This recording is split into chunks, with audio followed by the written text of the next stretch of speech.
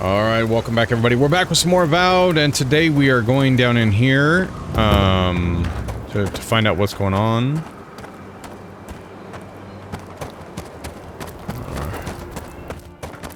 Oh, enter. Okay, we have to... What? Oh, F. Whoops. I hit E. Anyway, how's everybody doing today? I hope you're doing wonderful. That is awesome. We are going to be recording some Avowed today. Or, sorry, I'm going to be putting on video Avowed today, so that way you guys have something, because I have not been putting out any content. Because I am not in control of my own life. I'm just a sim. In a simulation. Oh, I have ability points? Wait a minute, what? When? How? Let's see, what is this? Rank 1. Unlock 5 Grim Score. Yeah. I think we want that anyway. I don't know. Okay.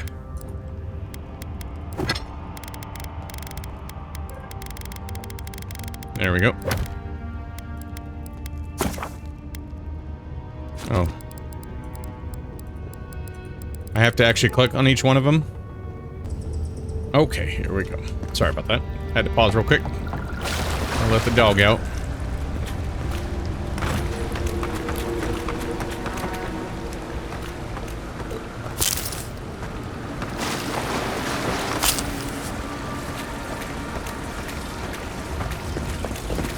Alright, essence generator can be activated with shock damage. Okay, do I have shock? Oh, I have frost. Oh. What is this one? Oh no, that's ice. Okay. Oh, that one too?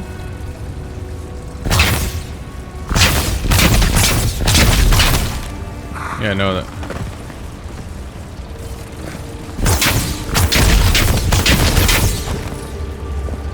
Huh.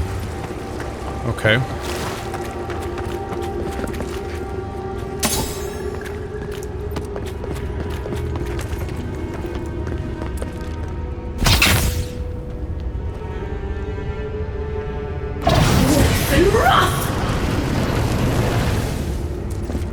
No? Alright. What do we do? Jump off of there? Probably not. Views like this remind me why I came to the Living Lands in the first place. Something stirs here.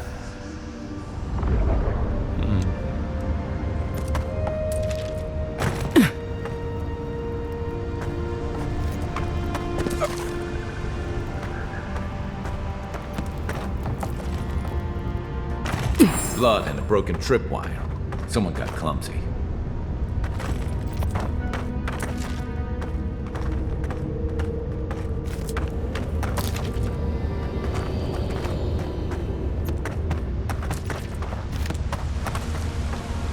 Look at that.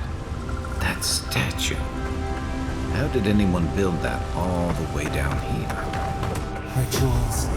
Whispers of searing light.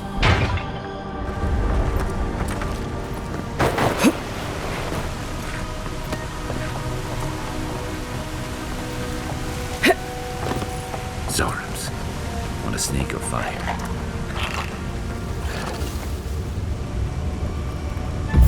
Seek! Nice shot! Mine now! Come and get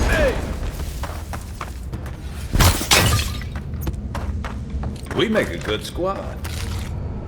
We do make a good squad.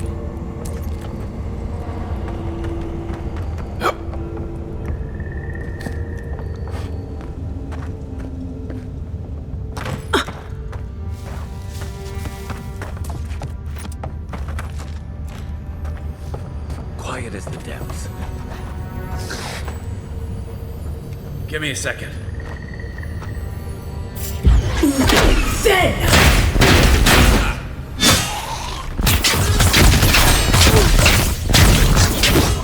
There we go.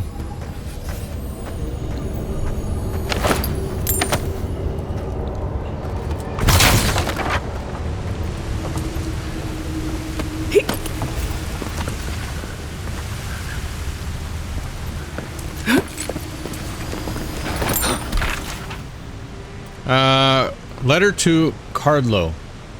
I can find no more use to put my talents in our pitiless land, so I must go. The water freezes, I create art from it.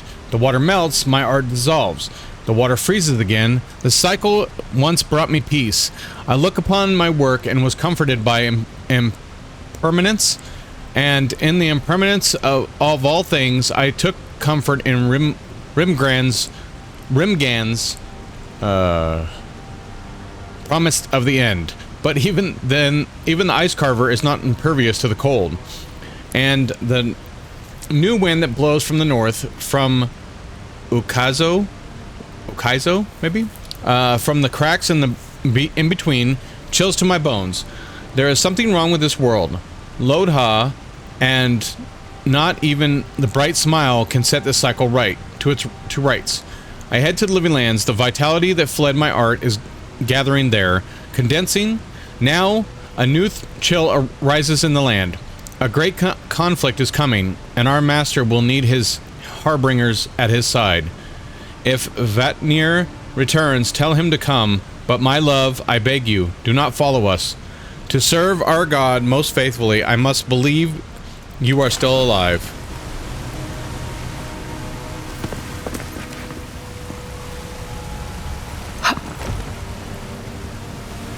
No.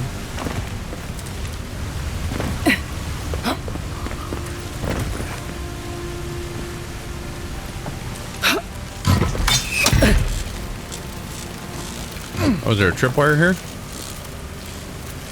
Oh, it's a pressure plate.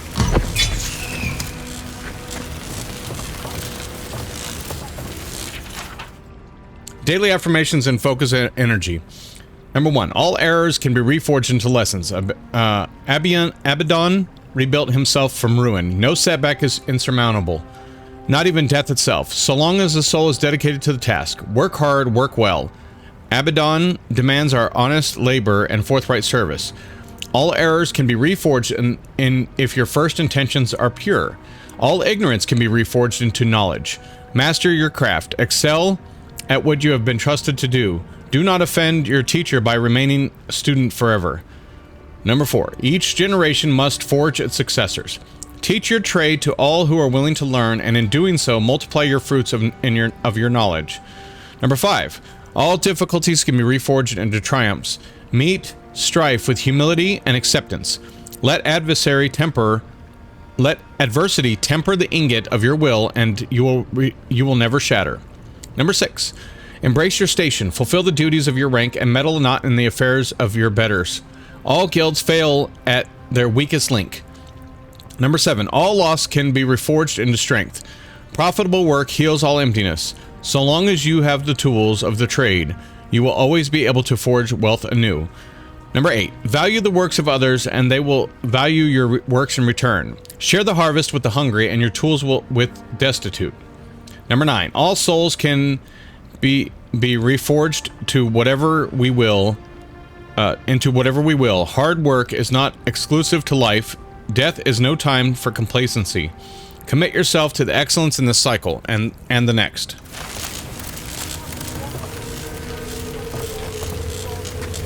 Hold it together, kid. We're nearly there.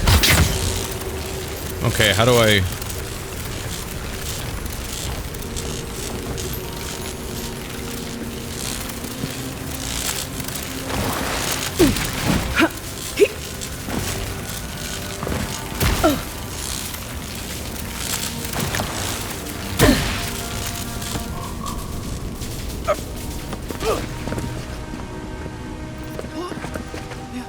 Not my brother.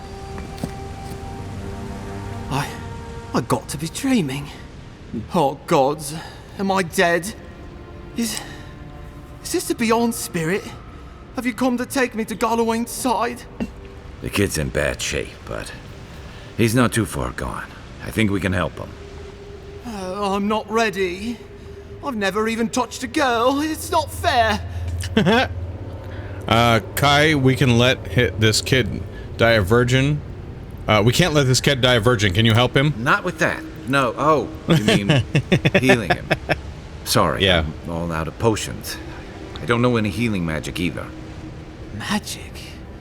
I had to learn some magic, but only the kind that explodes. I don't want to explode. Please help me.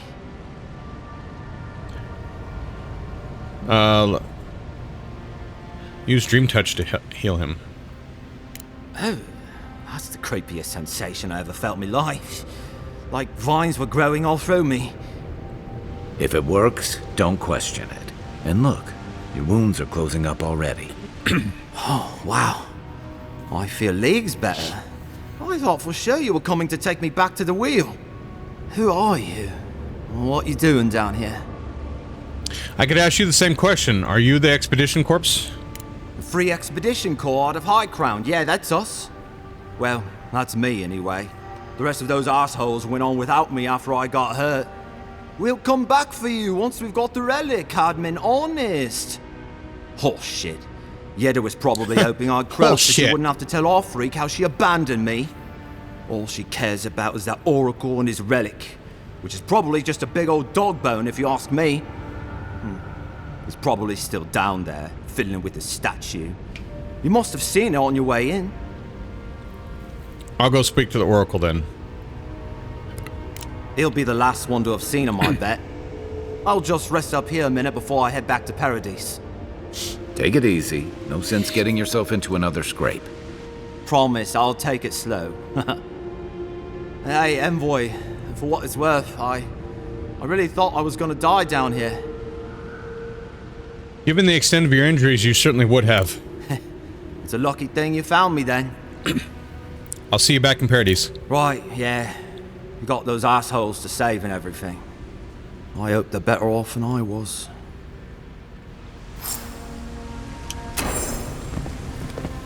Oh look, there's an essence potion.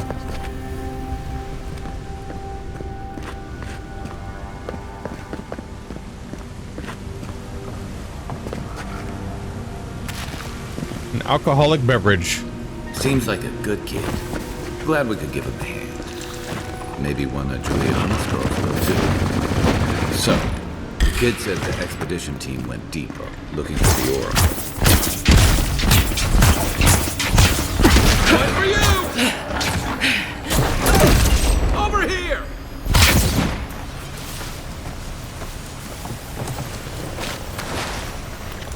A tomato.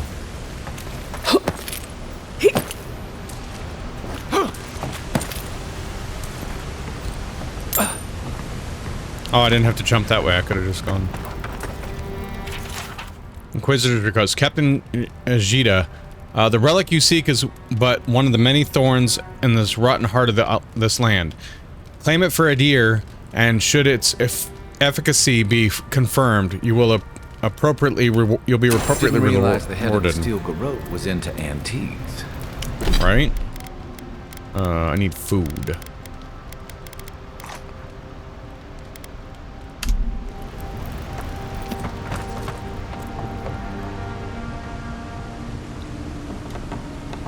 I see someone. Be ready for anything. My sister. Can it be? It has been too long. I had feared I was the last of us. But you... You're kind of cool looking. Oh, the very sight of you is a balm for the soul. I am the Oracle Sargamis, servant of the once shining god. He whose light has lately dimmed. What brings you to this sacred space? You named yourself after one of the early figures in Eothosian scripture? Then Sargamis spoke, and his voice swept forth with the heat and force of the bright day's sun. Weep not, for the child of light has forgiveness even for you, if you will embrace him.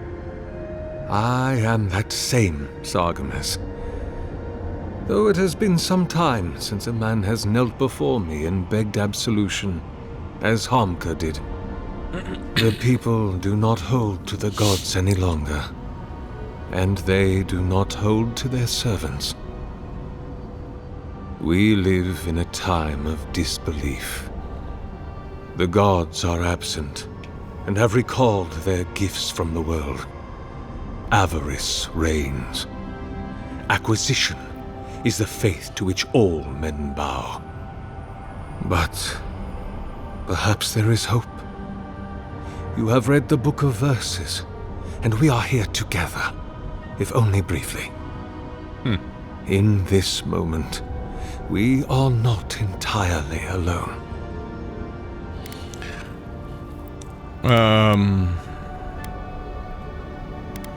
Did you build this statue? Indeed. It has been my obsession these last few years.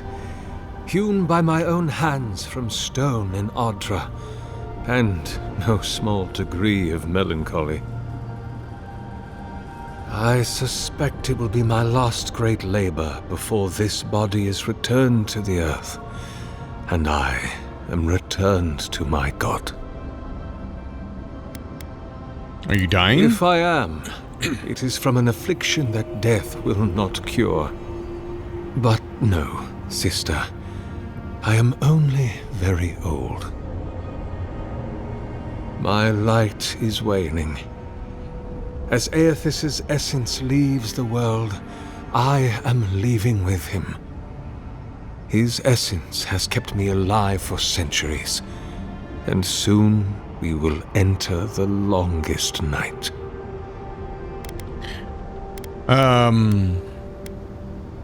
You mentioned you're very old. Indeed, my soul has dwelled in this form for centuries, beyond even the lifespan of the longest-lived elf. My lord Aethys inspired my birth in the same year the kingdom of Adir was founded. You might say my birth heralded the empire you now serve. That was over 600 years ago. About 630, yes. Give or take a decade. One does lose count. You must have witnessed some unbelievable things. Many, yes. Some that inspired awe, others dread. For a time, I proselytized among the colonists who first settled Ir Glanfath. I held the door of my parish church against an onslaught of Glanfathan raiders, and I watched them fall prostrate before my light. I tended the wounded in the Broken Stone War, the War of Black Trees, the War of Defiance, and in many wars that were never given the dignity of a name, and since have been forgotten. I can hardly recall them anymore.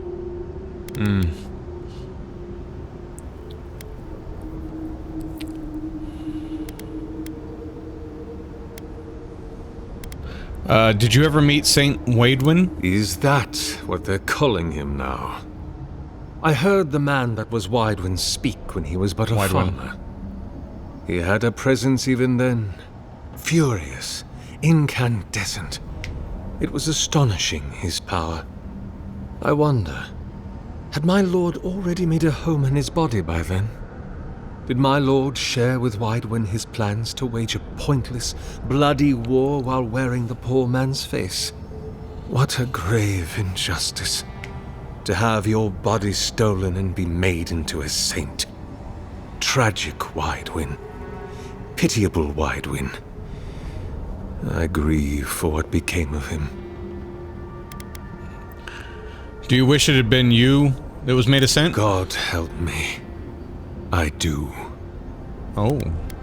It's been a long time in Drywood. Why'd you make... What made you stay? Has been a troubled place since the very moment Deerwood, of its sorry. inception. Conflicts erupted as regularly as spring flowers, to bloom and die as swiftly. So, there is always some dark corner in need of light, if you'll indulge me in the metaphor. Truthfully, I had been jailed for proselytizing in Colklin, and it was to the colonies I was exiled. So it was the Deerwood or death. I had nowhere else to go.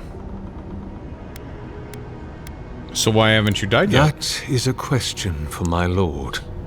I have asked him many times, but even when he spoke to me, he would not say. I suspect it is his essence that has kept me alive, And now that he has abandoned this world, well, I soon expect to die. Aethys talk to you? In prayer, in dreams, as I ate and loved and labored, his voice was a constant murmuring in my ear. But when I spoke to him, he never did reply. So, do not mistake his talking for a conversation. He only wanted to be heard. Are you afraid to die? Not anymore.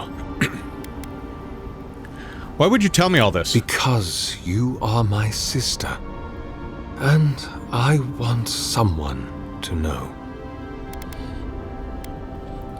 I heard there's a temple of Aethys in the Be cave. welcome, for you have found it.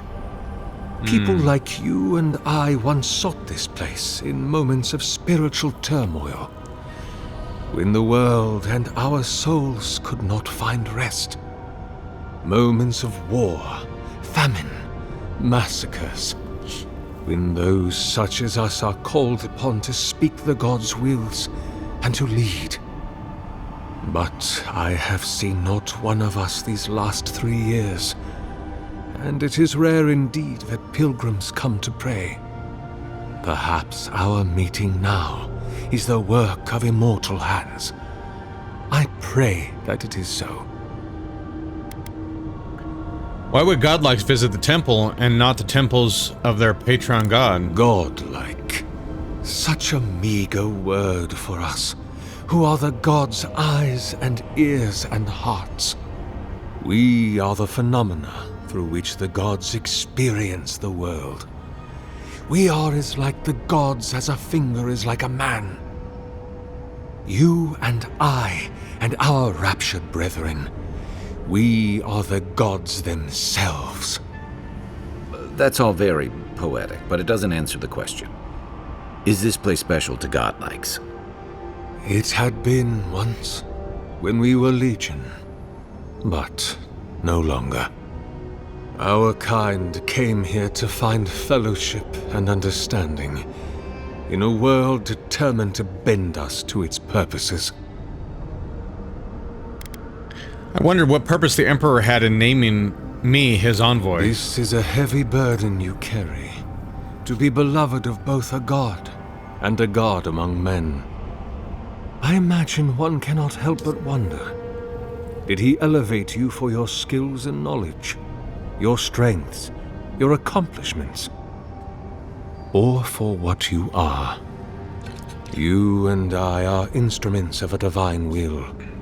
In choosing you to be his envoy, your emperor ennobles his purpose and tarnishes yours.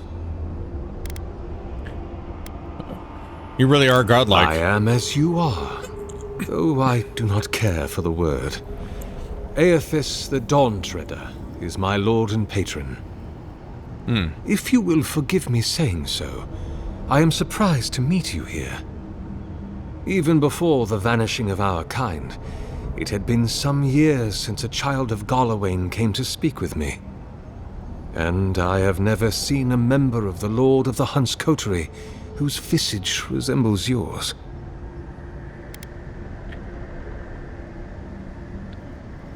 That's because I'm not a godlike of Galawain. Ah, of course. I should not have assumed. I have had the great privilege to speak with thousands of our kind during my long life. And you do not resemble a single one of them. But if not Galawain, I cannot imagine who else among the Pantheon might have blessed you. Truthfully, I don't know which god is my patron. My relationship with my lord has oftentimes been the one succor through difficult seasons of my life. I hope that when you find your patron, it is the same for you. May I ask, as a god's child, did your earthly parents love you? They revered me. It was different from love. It is difficult to be a child when you are expected to represent a god. Why did the gods banish godlikes from this world? There are many theories, which the holy and learned of Aora have only just begun to argue. But you did not ask me for theories. Frankly, I do not know for certain. However, I believe the gods are preparing for war. Against each other? A war of all against all. A struggle between destiny and design. Who yokes the soul of the world? Whose machinations turn the wheel? Who acts and whom is acted upon? That is the ultimate power, sister. The only power there is. To decide the fate of another, and to make it so. For so long as we have lived, it is the gods who have decided for us. But change is possible, if we are brave enough to want it. And Kith have lately grown very brave indeed. I've been hearing a voice in my head since I arrived on this island. Could it be my god? I suppose it's not impossible, but the gods typically make themselves known to us in our earliest days, before we have left the comfort of the womb. They are present in our hearts and mind before we even have a notion of I at all. I am sorry. Yours is an unusual case. Tell me, this voice in your head, do you want it to be your god?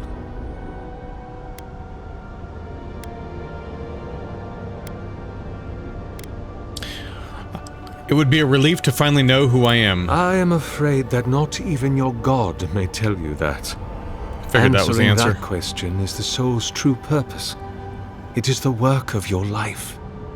And I suspect neither you nor I will ever know for certain. We can only remain open to curiosity and willing to be surprised. If it's not my god, I don't know what else it could be. Other than a symptom of madness, you mean? Yeah. You do not seem especially troubled. No more than any Kith subject to life's uncertainties. As to what the voice is, if it is unlikely to be a god, I cannot say. It may be a particularly powerful soul attempting to control you, or the echoes of a past life. Perhaps it is the sending of an archmage, or some ancient construct of Engwithan make. Or it may just be the beginnings of the Dream Scourge. Whatever this voice is, I suspect only an expert in souls can say. I'm looking for an expedition of my countrymen. Did they pass this way? An expedition? I'm afraid I don't understand. An expedition? You know, treasure maps, matching outfits, campfire songs, the works. I am familiar with the concept, tomb raiding and the like. What troubles me is why they would come here.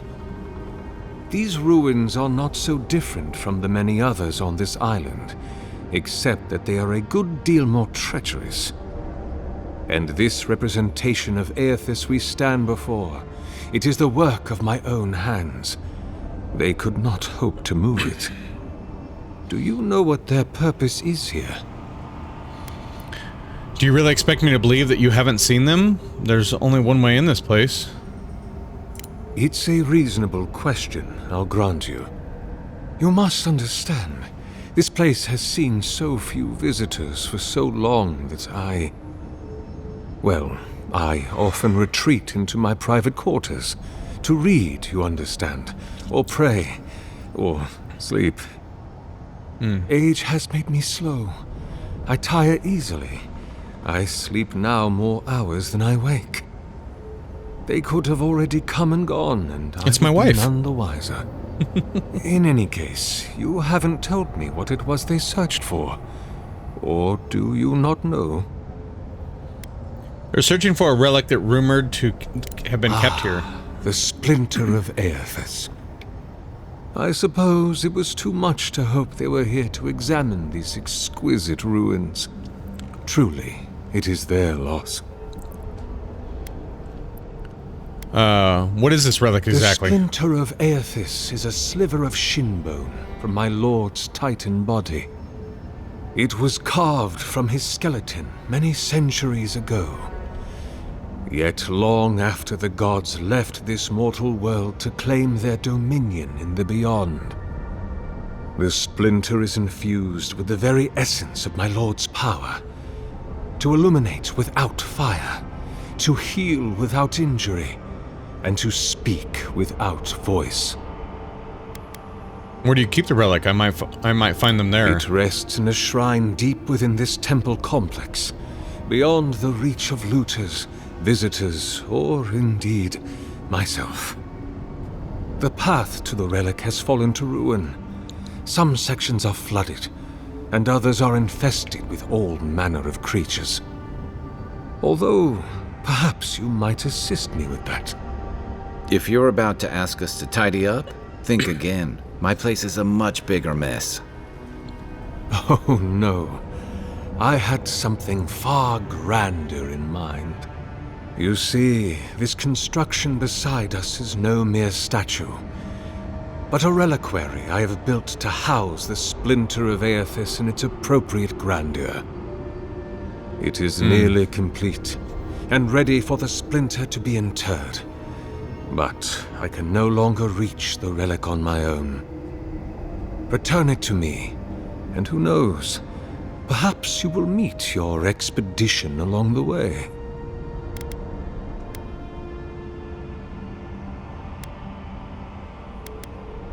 I'll return shortly. I am most grateful. Oh, and please refrain from touching my statue or devices. May light illuminate your path, sister.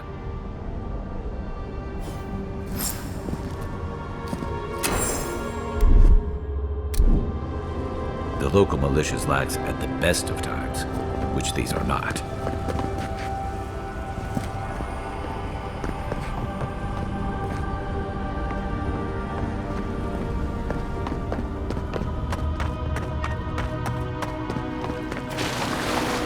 This reminds me of the Strangle Road. But how is anything this big?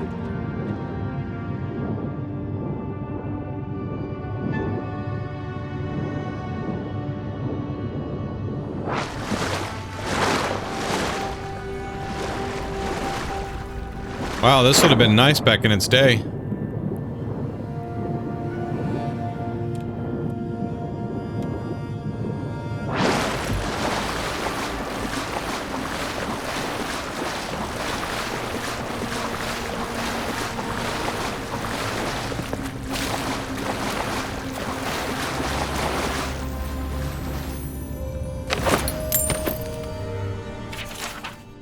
True stories of the Living Lands. Only the hardiest of explorers would dare take the long, dangerous trek to the Living Lands.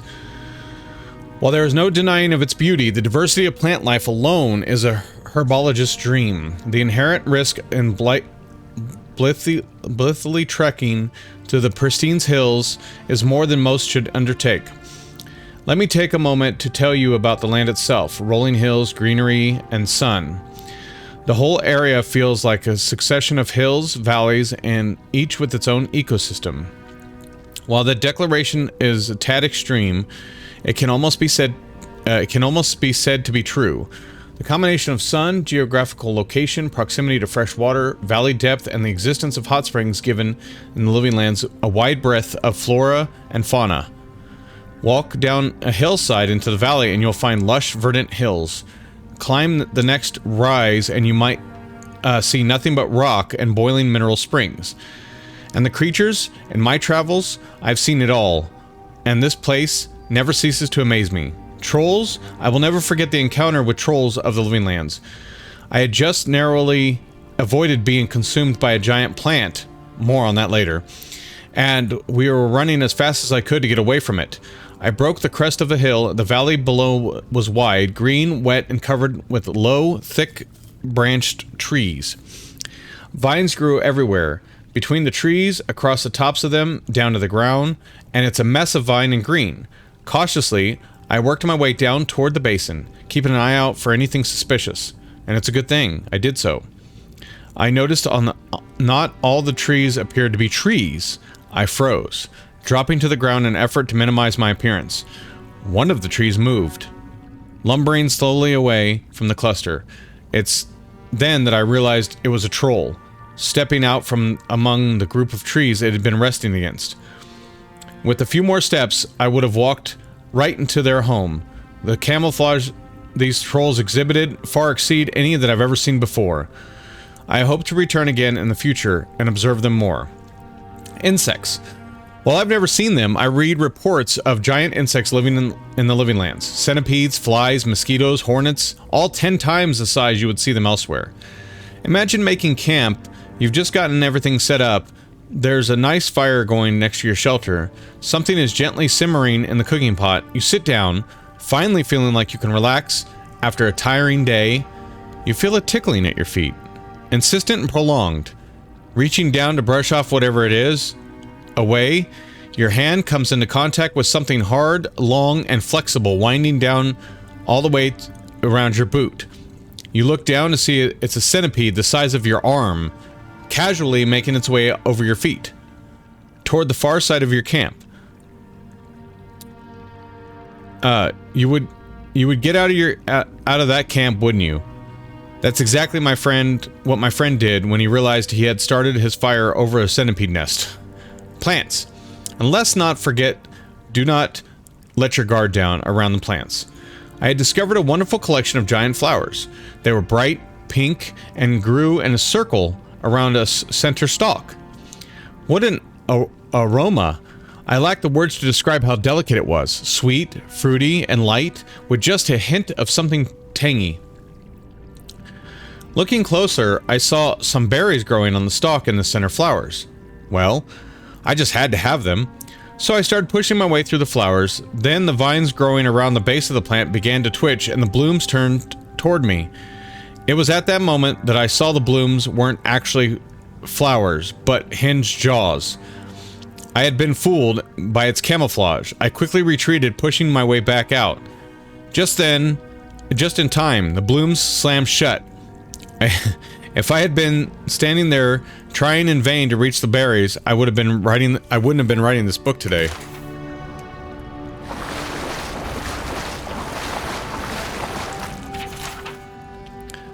The Great Western Stag. On one day, Aothis was sitting on the wall watching a cat play in the sun. A crystal hung in the tree nearby had fragmented sunbeam scattered small motes of light on the ground. They danced around the cat, sliding over him as he frantically batted at them. He spun in place, following one as it rushed past him. He leaped on it, trying to pin it down. Aothis smiled, amused at the animal's tenacity. The cat landed on the spot, placing his paws over it to watch the flint away again. Aothis watched the cat's tail twitch and slap the ground, annoyed that his prey couldn't be pinned. "Why must you tease him?" a voice said from behind him, accompanied by a crunch of sandals on the gravel. "I merely bring the dawn," Aothis responded. "I don't stroke the hunter's heart. That's your responsibility, isn't it?" "True," said the second voice, "but neither do you quell it. If the hunter could not see his prey, would he still hunt?" "So philosophical, Hyalea," Aothis said, and turned to greet the two gods approaching him. "Have you come to debate the parallel between sight and desire?" He gestured to the wall, inviting Hyalea and Gallywayne to join him. They sat in silence, watching the cat who continued to hunt the sun, fruitlessly swatting another mote and then rolling on his back. "I have created the ultimate prey," Aothis said finally, breaking the silence. "It can be tracked, it can be followed, it can be seen, but it can never be caught." Gallywayne laughed lightly. "You don't agree, Gallywayne?" Aothis asked.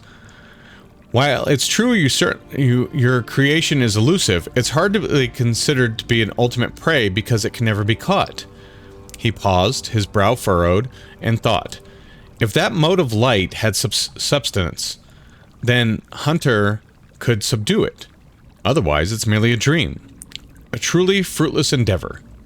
All creatures spend their lives chasing fruitless endeavors, said Hylia. It is the way of mortality. Gallywayne laughed again. I could create a creature, a living creature of flesh and blood that could never be caught. I make your dream a reality. Now, it was Eothas' turn to laugh. You propose turning a fruitless dream into a fruitless reality? How is that any better? A life spent in pursuit of an attainable goal far exceeds any other. But you just said no one could catch this creature. This is not attainable. Gallywayne smiled. Humanity has surprised us before. Indeed, it could surprise us again. I will create a great white stag, and I will set it free in the world. It will have grace, resilience, and tenacity. It will exist solely to be pursued for all its days, and it will never be caught. It will serve to inspire the hunt for generations to come. All of those who wish for glory will invoke my name. All of those who hear its story will ask for my blessing in finding it. Hylia shook her head and threw Gallywayne a bemused look. I do not believe this is possible. So I too make an offer. To the person who catches this stag, and they will catch the stag, I will bestow upon them its grace, resilience, and tenacity. Thrice blessed they will be. They will ask for my blessing on the hunt, so they can obtain my boon. Gallywayne and Hylia looked up, arguing whose name would be invoked more when the hunt was on. Eothas sighed a small smile playing at the edges of his mouth. He stood and looked at the sky. The sun had already started to hide itself behind the mountains. The cat, long tired of stalking the moats, had fallen asleep beneath the tree. He turned and looked at the gods, deep in debate, and sighed again. I merely bring the dawn, he repeated, as he made his way down the path. It's up to you to see what I reveal.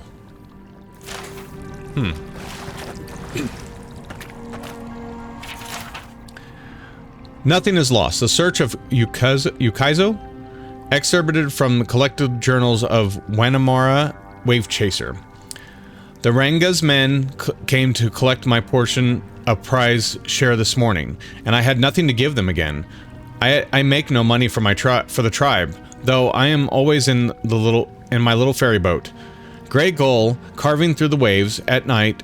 I get no sleep. Waiaturo asked me to conserve the lamp oil to come to bed, but cannot. Not until I find it. I know it's out there, the lost city of Ukaizo. One on the every chart and map of Deadfire. I found whether Huana, Valian, or Ruatane. There is a gap, an empty space where so much history should be. Did it burn to ash and cinders in the cataclysm? Did it sink below the waves? Does Nagati clutch it to her breast at the bottom of the sea? Perhaps it's lost and wandering like me. Unmorrowed, looking for a home it can't remember, but for which some insistent longing burns in its chest. An ember always smoldering, a little fire to push it on. Watero wants me to give up, but how can I? On mornings when the sky is so clear I can hardly catch my breath for the beauty of it. I think I see it out there, shimmering in the brightening blue light. It is a taunt, is it a taunt or beckoning? Would I be able to tell the difference? I ask the fisher folk when they return with their catch at sunset. Tibere, I say, did you see anything? Or you, Mabari? How about you, Pura? They avoid me now. Waituro says they're busy, but I know they think I'm tide sick and sun addled. The way Pura's lips curls when discussed when I approach, the way Tiber's eyes seem to see the light through me, I know. They won't have to suffer from me much longer, because tomorrow I'm taking the Grey Gull and sailing north. Someone has to chase the old tales, so I will.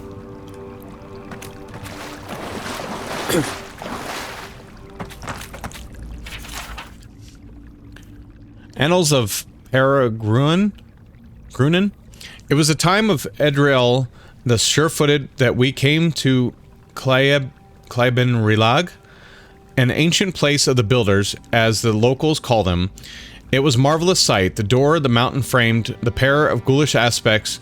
Through some exercise of trickery or cunning, Edrahil was able to gain access for our scholars that might observe and record what lay inside. We discovered a foundry of sorts, the like of which neither we nor our distant brethren had seen. Through careful observation, we surmised that the ancients had used this place to extract souls and transfer them to suits of armor. Delicate and challenging work, yet the scale they had achieved left us humbled and astounded. Perhaps most remarkable were the golems, living suits of armor powered by essence. We lost 2 of our fellows when the creatures caught us unawares, but when we subdued them, they proved quite fascinating. All too aware that our hosts would never again allow us nor other curious travelers to visit the place, we took meticulous notes and measurements of all we saw, forsaking bread and sleep until the work was done.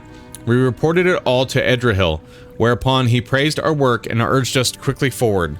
For if such a place lay abandoned in the forest, who can say what other mysteries gods and kith have left in this strange wild land?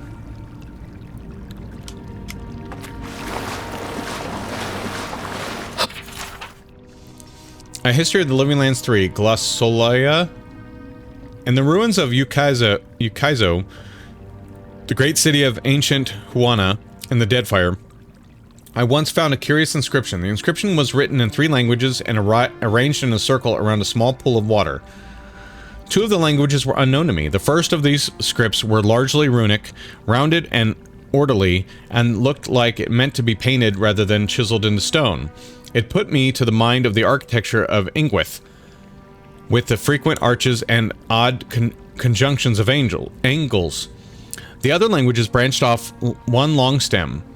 This was once curious. At first, I thought I was meant to read it left to right, but the character shapes didn't have any flow and that felt intentional. Or sorry, didn't have any flow that felt intentional. It wasn't until I tilted my head and that I understood I was attempting to read it on its side. That I was instead meant to read it from top to bottom, and likely right to left. Fascinating. I have seen nothing like it in all of Eora. The third of the scripts I recognized. It was near ancient Huana, a language I studied idly in my youth. I had been obsessed with its more logographic predecessor, far ancient Huana, for many years. What a pleasure at last to see something I knew. After a few hours of meditation, I recall enough of the alphabet to take a stab at the transcription. Ka Wengaro O Waturi Te Katura Ne Ni Kai Pai Nui O Ukaizo Ni Kingi O Kingi Kane no Anoa A Nagati Kua Iti Eni Heno Ki Aki Katinga. Wingaro O Waturi, King of Ukaizo, the King of Kings. It has the cadence of dedication. Could this last inscription be the key to deciphering the 2 other unknown languages?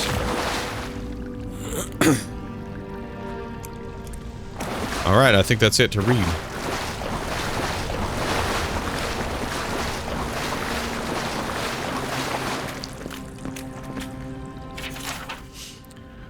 The collected annals of Lengrath. Whomever copied this work appears to have been in a great hurry, as if they feared being caught. The gods strip us of who we are on every turn about the wheel, mercilessly shaving off all we've learned with their divine lathes. We retain the pale shadows of our souls, but knowledge, memory, self, all is cut away. Do the gods fear we might someday rival their strength if they do not? The trees of Glanfith possess souls as strong as the kith, and their entangled roots extend for miles. But dig beneath any of them, follow these roots, and you'll see they don't end, but lead to a neighbor. There are many souls sharing one body. Why shouldn't willing kith be able to do the same? A limb may be grafted from a tree to the trunk of another, and in time they bear sweeter fruit together than either might have alone. Mightn't it be possible, then, to graft a scion soul to the rootstock of a willing kith? The souls wouldn't fracture but coalesce. They'd grow stronger together. The gods I see fractured souls, but they don't care for them. Damaged, broken people are abandoned by their makers to twist in the wind, given no succor, no relief. Would an intentionally fractured soul be similarly inconsequential to them? I will use their apathy against them. I will make their disdain serve me. A grafted soul is obscured from the sight of the gods. It spreads freely like blood fever, but doesn't kill its host. No, I will be a fever in the spirit, invisible, unstoppable, eternal.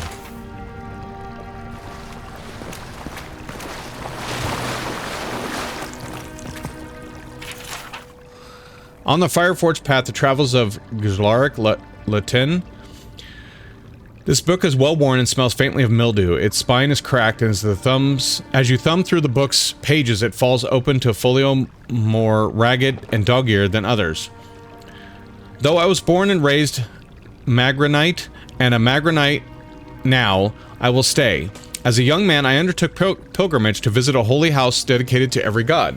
In doing so, I hoped to know each of them better, to take what they had to teach and sow it into my soul, like so many seeds, that my soul might grow and bear only the most delectable fruit for my goddess to devour at the moment of my death.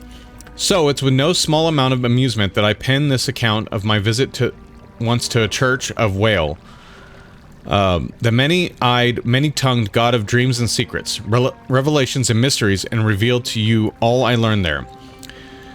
The challenge came first in finding adherents to Whale's doctrine, for they are not often ones to announce their presence, preferring instead to build their flock from the solitary seekers who delve through the ancient ruins and ruined archives in search of the strange, the bizarre, and the forgotten. But persistence is the goddess's first teaching, and find them I did. The Whaletites, Nekatutken congregation was small then, as it likely remains now, and on the morning I stumbled upon them, they were lounging like so many cats in the sun on the steps above Queen's Berth, sharing between them a horrible bottle of Iraq and pipes packed with white leaf and ripple sponge. I knew them for Whaletites, not only for badge or robe or trinket they wore, not for their race or age, but for their ardor of the debate of the most benign topics. I begged that they take me to their church and permit me to worship them, and they laughed as one. Their many voices like a howling of wild dogs. They acquiesced when I told them of my quest, and then invited me to sit and share their drink. I did, and as Iraq burned a trail of fire down my throat, they showed me the dimensions of the hall of worship. The stairs were their pews, they said, the blue sky their ceiling, and their walls of edges of the world. All of creation sits within the bounds. As mornings neared midday, they stood as one and began to climb the mountain. Where do I go now? I asked. To worship? They replied. A great wave of relief washed over me, for at last I would have my lesson from them. We climbed the many steps of Neketka and arrived in the last of the sacred stair.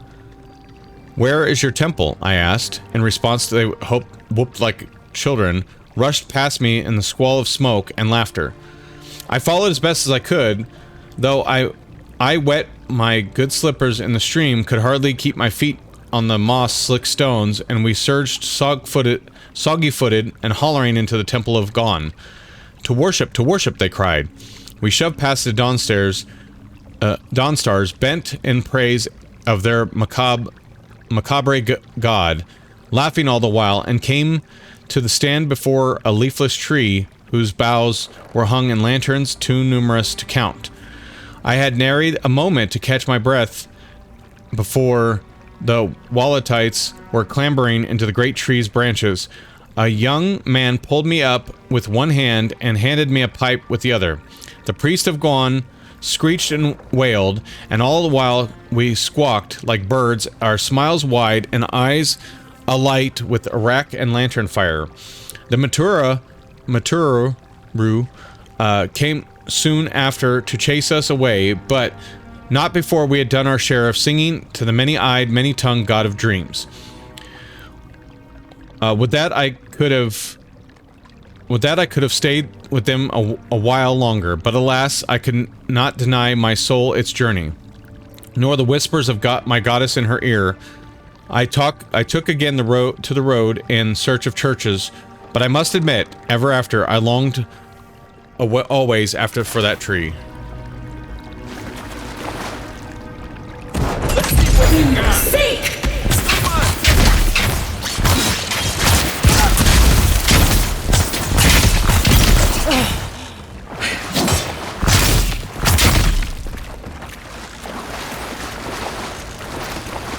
That's one for us.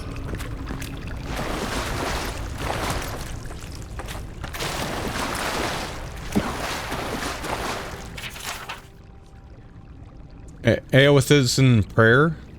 And the sun shall break through the darkness, the new dawn arriving with the rebirth of the day.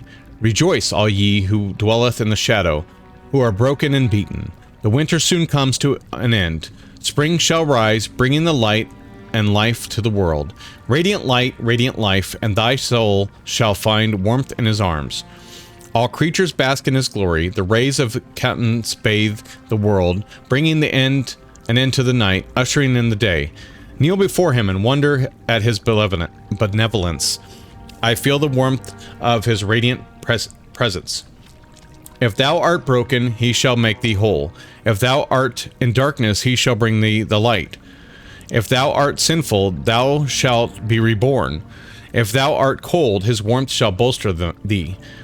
How canst I, so lowly and worn, speak the word of proper adulation? Thine eyes, whose gaze sees the sin in me, yet still shows love. Thine hands, whose grip pulls me out of the darkness. Thine ears, listening to my every prayer. Thine heart, bright as dawn, giving me warmth when I am raw. Aeothis, light of spring, sun of the world, thou givest me life and purpose. If thine heart be black, if thine intention be impure, thine life is forfeit. For he hath seen, he can see, he will see. Nothing is hidden from his glory. His light touches every corner of this world. Nothing is hidden from his sight. If thou dost thy work in the dark, if thou wouldst keep thine actions hidden, thou shalt be burned in the sun of the new dawn. Day comes soon. Prepare for dawn. Nothing is hidden from his reach.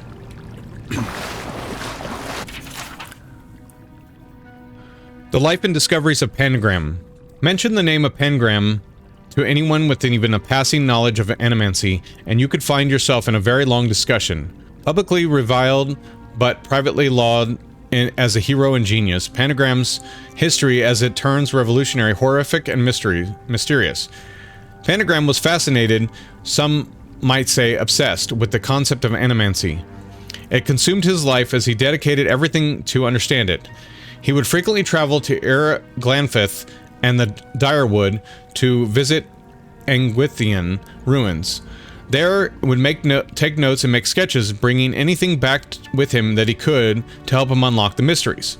After years of study, Pangram had reached the point where he could no longer conduct research on his own, and he took on an assistant, Helig of Theon. Soon, Helig was making trips to Glanfith and Pangram's steed, gathering knowledge while Pangram stayed behind to experiment. This partnership quickly bore fruit, and Pangram made a breakthrough, one that would irrevocably change his life and the general attitude about animancy forever. While the specifics of his experimentation will never be truly known, the rumors and stories that still circulate tell that he sent out inquiries asking for live subjects for help with dangerous experiment that might change their life or might end it. Those who were already dying were especially encouraged to apply. Response was overwhelming, and Pangram had his pick of numerous willing bodies. That is when he had his breakthrough. He discovered a way to find a soul, to fix a soul, anchoring it to the body so it couldn't leave at death. He discovered eternal life. His research and life's work had resulted in the greatest single discovery that Animancy could hope for. His findings were published and quickly spread through Viola and beyond, while some groups, the Wudikan Church, for example, decreed his work as nothing more than blasphemy and heresy. Many put it to practice. Everyone wanted to chance at immortality, but everything comes at a cost. It quickly became apparent that simply restraining the soul while keeping the person technically alive was doing nothing for the body, which continued to decay, devolving and warping the soul now trapped inside it. The creatures it created were dangerous, carnivorous beasts that killed brutally and indiscriminately. The backlash was ruthless. The practice of Pangram's discoveries was outlawed. His works were collected and burned. He and Hillig were branded heretics and hunted, chased from town to town until Pangram simply vanished. Hillig was tracked down, captured, and brought to a trial for the atrocities committed against Viola and its people. The trial was barely more than formality to bring the charges against him, as everyone knew that what hand he had been played in the disaster. He was sent to prison for years, but eventually released once public outrage died down. Not long after his parole, he disappeared as well. Occasionally, talk surfaces that copies of Pangram's theorems has been found, untouched by purging flames that destroyed its brothers. These rumors seldom end up being more than that. Many groups and wealthy individuals have formed, sending out a call to anyone who will listen. Find us copy of the theorems. They offer gold, jewels, status, anything they can entice adventurers to help them achieve their goals.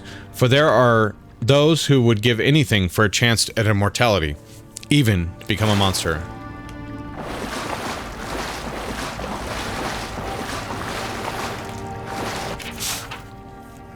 The Dire Word, Part 5, the proliferation of Animancy.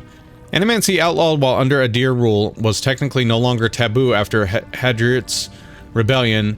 Academics began its study again in the earliest 2681 AI. By 2697 AI, there was almost 40 academics actively researching the field in both Direwood and the Valian Republics. Even though no significant results have been discovered, a tragic breakthrough of sorts happened in 2704 AI. An animancer working in the Balret Reach accidentally shattered the soul of about a dozen volunteers who had been helping him. In retaliation for their deaths, the citizens of the area stormed his house and killed him. The Earl of the region, not wanting to waste resources or anger the locals any more than they already were, did nothing to find the head of the vigilante mob, but neither did he outlaw animancy. To ensure their own safety, most animancers moved from the rural areas where they were studying and settled in Defiance Bay. Many of them choosing the emerging and wealthy district of Brackenbury as their new home of operations. While there were still a few breakthroughs and the study of animancy continued for the next 24 years, it quickly slowed as it became cost prohibitive and complicated the more people learned about it. Most animancers couldn't afford to continue research without the support of donations or gifts from the wealthy individuals and organizations. In 2737 AI, some animancers, desperate to continue their studies and seeing no other means of furthering their research, entered the forbidden ruins of Glanfith to further their research. They discovered some sites had strange artifacts that seemed to bear affinity to soul essence, and began to prod at the devices for further insight. Even with continued research, they were unable to tell quite what they had discovered. Eventually, they were found out by Glanfithans, who captured some of them, demanding they be punished for their crimes. The Direwooden authorities, in order to maintain their treaties and keep the peace, had no choice. They allowed the animancers to be executed according to the Glanfathan tradition. This led the Duck to make an additional proclamation. The study of practice of animancy on or even near the sacred Glanfathan site would be punishable by death. In 2780 AI, in order to solidify relations again with Glanfathans, the Direwooden government allowed some of the animancers to begin training and experiments in conjunction with the Glanfathan mine hunters, their native ciphers. This was an exchange of information. The animancers documented their secrets of the mind of hunters' powers. The mine hunters learned new techniques for concentration, which assisted them in taking the powers of the level to the level of no Glanfathan had ever seen before. The ciphers, no longer wary of the animancers' intentions, trusted them to such a level that they convinced the Glanfathans to give some animancers limited access to some of the training sites where the Glanfathans practice. The Animfaths of Glanfatham tribes opened to the tribe grounds to the animancers. They were not allowed inside, as they were still strictly forbidden, but general allowances by Glanfathans were seen as a breakthrough in relations between Direwood and Ir Glanfath. Over the next 8 years, the animancers' research would continue unimpeded. With the exception of some minor squabbles, there have been no major strife between the two groups in almost 120 years since.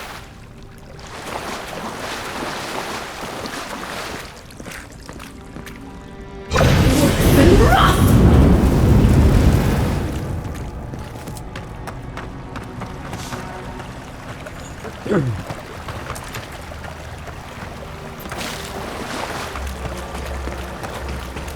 6 years in Dawn Shore, and I never knew something this big was under our feet the whole time. Yeah, well.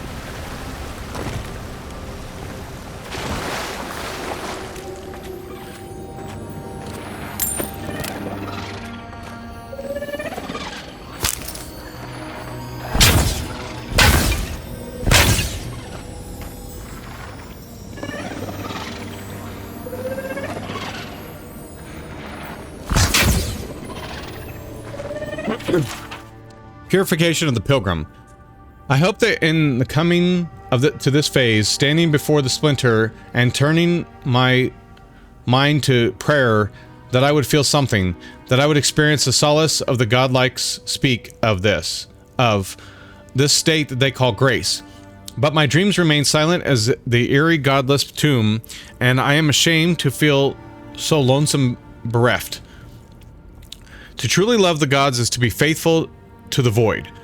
That is what the Oracle tells me. If I look outside myself to the here and now, for that which I desire, that I will always remain unsatisfied. I must go down into myself, into the still, wide emptiness, and to discover that I already have everything I need. The many voices of wail I wish would whisper in my ear, even have I heard them, they would not be evidence of their love. That evidence persists already in my soul, in the void to which I have not been true. And it has, from the moment they plucked my soul from the wheel and gave it unto my body to be born, is a chime. The chime is the evidence of their love, and if it is all that I ever have of them, then I should fall to my knees of gratitude, for it is more than most kith will get. But to know this solace that I seek, then I must give up any desire for their love and learn to love the void.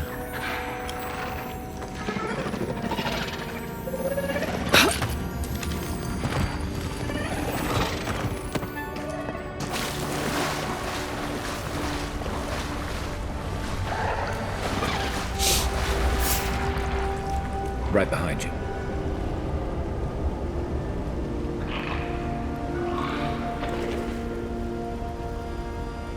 Aim where? Hey! Over here!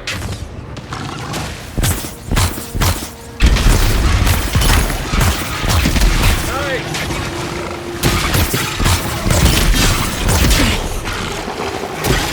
Hold on. Seek!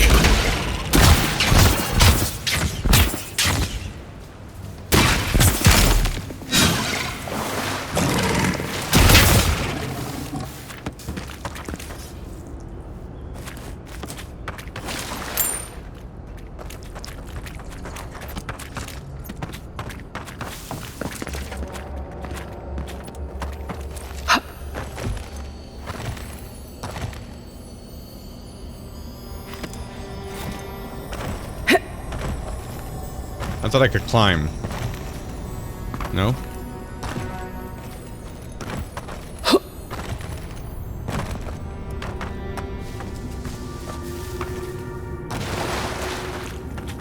Well, there's something up there, but I don't know how to get up there.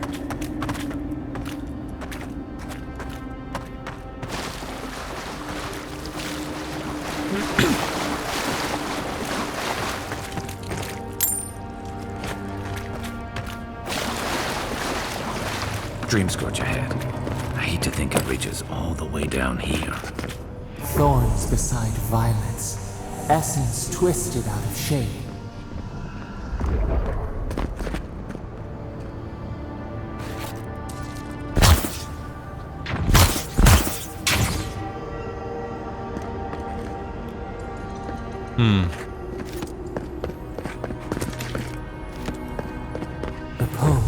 A pulse beating out of time. Should it be disturbed? Consecration prayer. With this leaving of my precious body, we commemorate our most glorious God with all his saints. Let us commend ourselves and one another of our whole life of Aethys, the Dawn Treader. For this holy house, for those who enter it with faith, reverence, and the fear of God, our God, we consecrate this temple in his name. Aethys, have mercy on our souls.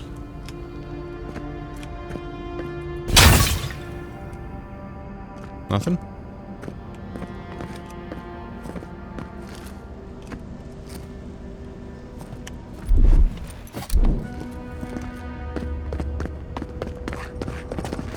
If it weren't for the creepy Oracle and the invading roots, this place would be kinda nice. Alright.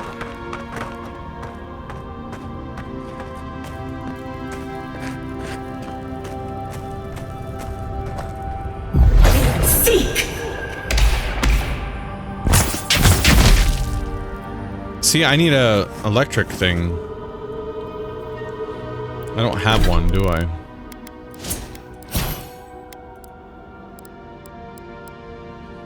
The jolting touch, that's what I need right there.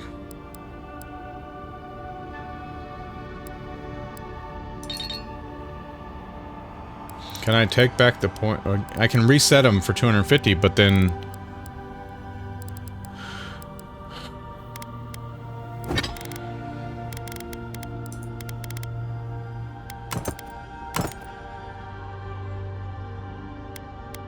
Well, this has crackling bolt. Hold on. Oh, I need more. Hold on.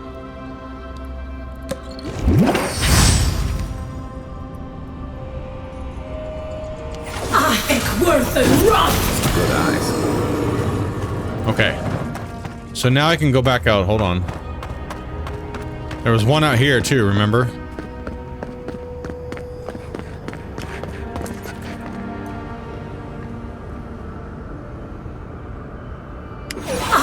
Worth and rough!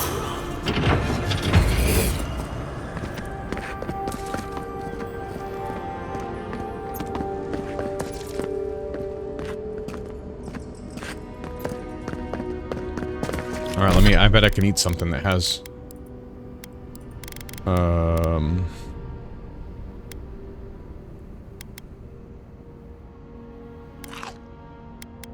we go.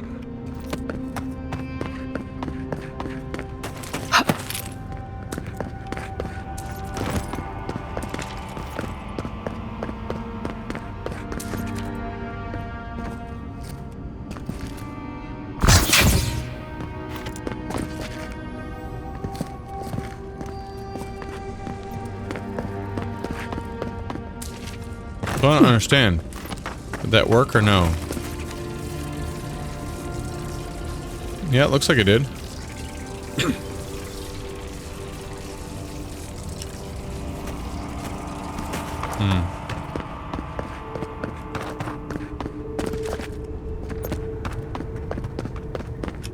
Oh. There's the relic. It can't be as easy as just grabbing it, can it? Worth and rough!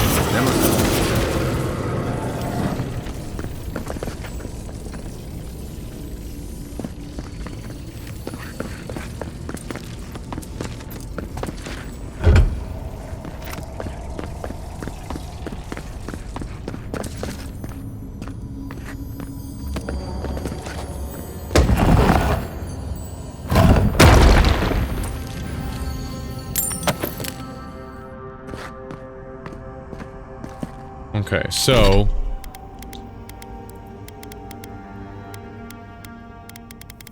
Nope. I didn't know if I got a new bone.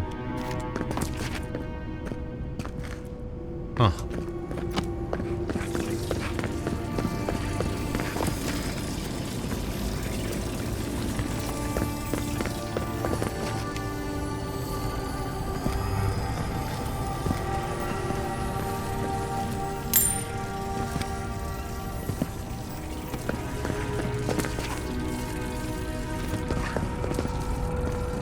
Okay, we're gonna grab it. Should we save real quick? Probably, huh?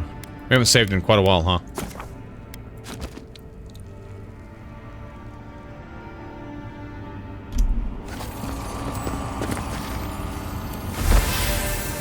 The false idol. It waits.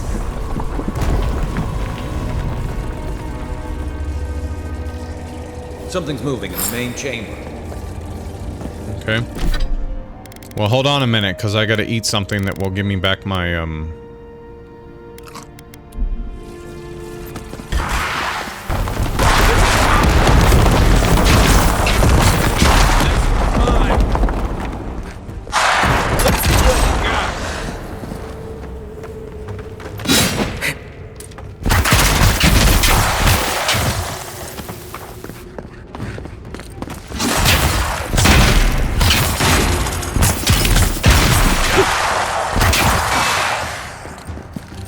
Left leg!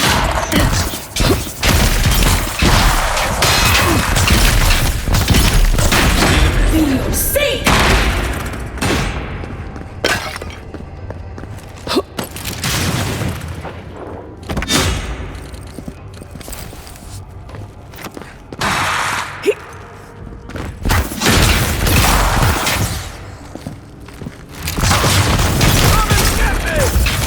And rough!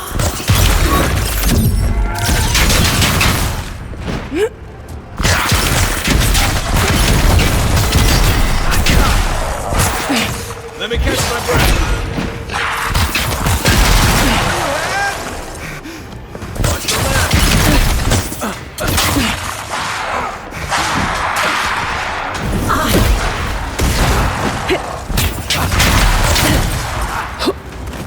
They won't get past me.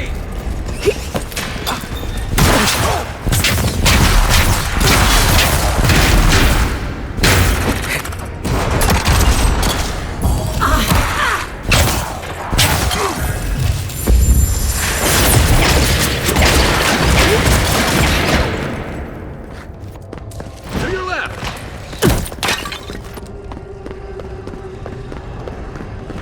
Worse than rough! Oof, that was a fight.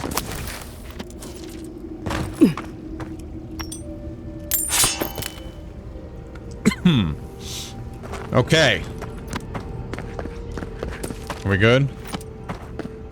Continue searching for Adrian expedition. Return to Oracle.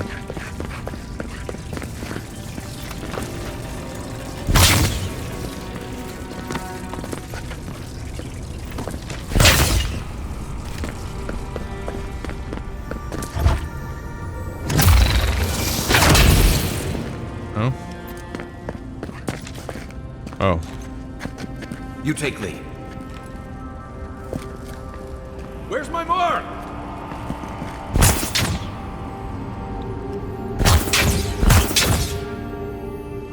Okay.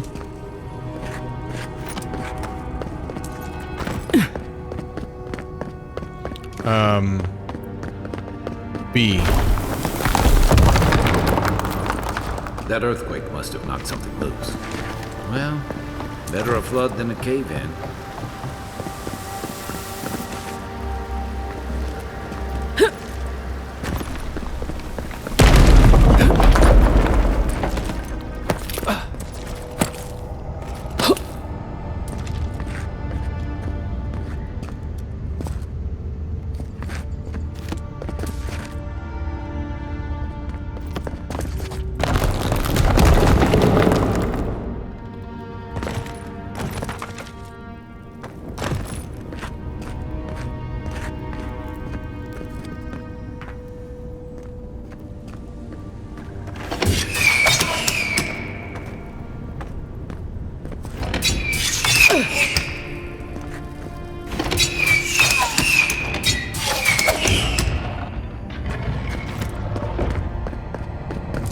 Something's not right here.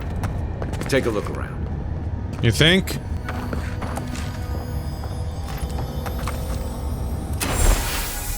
Three pre-automation 2830. New orders came down from Daron today. We're to be sent to the Living Lands. The diplomatic corps has established an embassy in the port city of Paradise, and they need support cataloging the unusual ruins there. No doubt it will take months, perhaps a year or two at the very least. I had promised Rudwin I'll be in High Crown to celebrate in Nestu with him and the children, especially since it's Mary's coming of age. Myri's coming of age. But how often are you given an opportunity to lay foundation of the study of previously undiscovered ancient culture? I'm sure he'll understand. And Myri well. I think my daughter will be glad I'm gone. It's not like the gods are making new continents. The world is getting smaller every day. That date, yep. It always seems like them, though, the moment I finally get my sea legs, we're pulling into harbor. And a charming harbor it is, despite the Dayren told me, and not nearly so dangerous as the clerks in High Crown warned. I swear on the Queen, half my countrymen resent any city that isn't Emperor's purely on principle. There was a letter waiting for me when I arrived at the embassy. I suppose Rudwin sent it before I left. The cowards filed for dissolution of our marriage, but they couldn't muster the sons to tell me to my face. Let him assume it never arrived, for I certainly won't dignify it with a reply. This horrible episode has given me a blinding headache, a horrible pinching sensation right between my eyes. We've had a few days to settle into life in the embassy while the powers that be argue about the best way to make use of us. While I was resting, the ambassador's clerk told scouts some dreadful little swill house in the rough part of town. Naturally, a couple of younger lads poisoned themselves with alcohol. The mother in me wants to be furious, but I can hardly muster the energy as long as Ophrix voiding his stomach and the canals instead of the bunkhouse. It's not my business after all. I think I'll take the team to Fort Northreach, see if we can't help their archivist identify the purpose of the godless ruins there. Bless the new year. The team acquitted themselves well at the fort. With Cadmon's help, I was able to get down into the basement of the ruins there and take good look at the construction. Naturally, I left the notes I took at the fort. I feel like I can hardly even think these days, but I believe I remember enough of what I learned to write a satisfactory report for the ambassador. Could those ruins have been a site of a fertility temple? I mean, goodness, look at the shape of their buildings. The Steel Grator Inquisitor attached to the embassy has uncovered a rumor of the Holy Relic in the cave where Dawnshore. She suggests we might want to investigate. I know I should be eager to get down there to explore, but I've hardly been able to get out of my bed roll since we returned to Paradise. I'll bet there's a cursed tablet with my name on it at Rudwin's installed at the Temple of Skawyn back in High Crown. Nothing else could explain this hideous nightmares I've been having. Mushrooms erupting from my skin, my eyes replaced by quivering stalks. Myri turning into a tree, Rudwin splinting in half like an opening like a flower. No matter what drug I take or to which god I pray, they refuse to go away. 6 Prepema 2831. I collapsed while gearing up in the market, and none of the merchants would help me get off the ground. One of them muttered something about a soul plague and ran off to tell his mates. I tried to tell the man I wasn't sick, just going through a divorce, but I couldn't speak. It was like my tongue had turned to mud. The Inquisitor pulled me aside when the boys got me back to the embassy. She was able to press the locals for more about the relic. Apparently, it was taken from the Aothis Titan skeleton, the very one I made my reputation discovering, and it's well known for its ability to heal anyone who holds it. I cannot delay any longer. I must find it. Well, we found the expedition.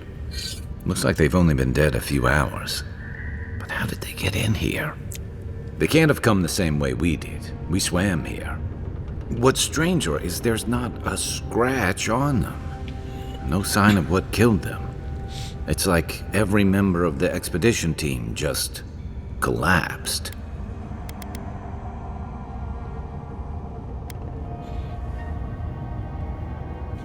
They didn't get locked in here on their own. The Oracle put them here. Here's an idea. This temple is full of old animancy equipment.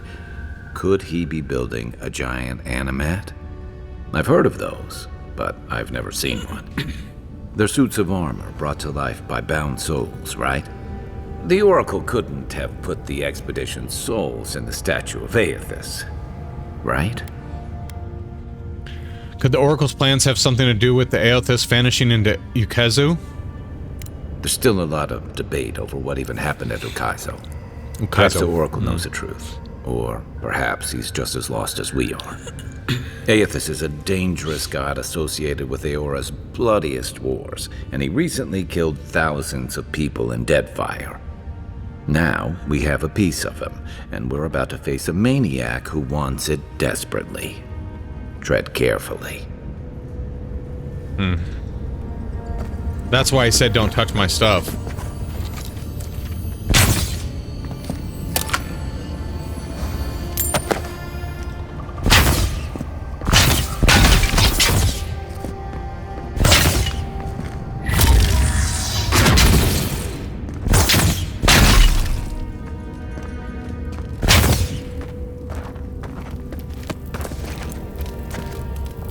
That's fire. It's like a pizza oven, but for bodies.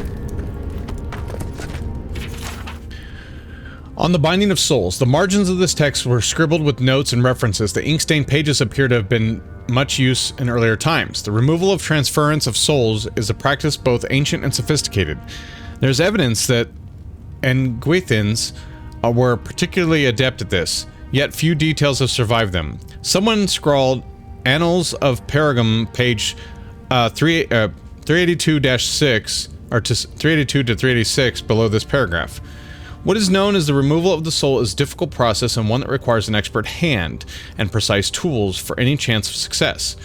Early attempts on the test pool of 138 goats left most of the souls with maimed or fractured souls.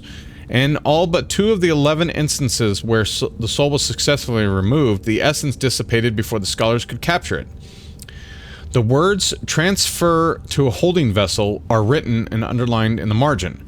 The process requires conductive materials, copper and adra specifically. Immersion in water is important to ensure the soul is drawn in a steady and uniform manner, with no distortions or breakage. A warped soul is at best useless and at worst unpredictable. An arrow points from this paragraph to a scrunched note. Extraction pool in CR 18 feet wide by 3 feet deep. We have since mastered the process of soul transference and have seen benefits in infusing forged work with the essence of the animals in Wilder. What remains to be seen is whether we might see greater gains from using the souls of Kith. We would procure appropriate subjects and how much personality and autonomy we would want to leave intact in such cases. A string of notes winds around below this paragraph, beginning in criminals, prisoners of war, volunteers, and ending with forged guardians in block letters. These notes are crossed out, and below them is written, "But what of a divine soul?" Uh-oh.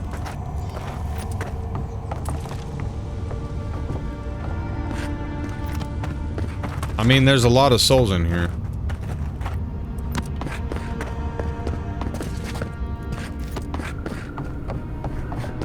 Why has he come here? Why does he build the idol in this place?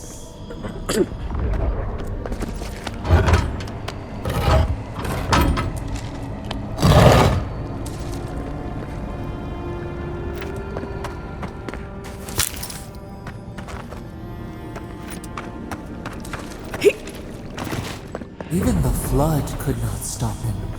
Fealty or sickness? I don't know what this guy's capable of, but I've got your back. Alright, well let's save the game because we don't know what he's capable of.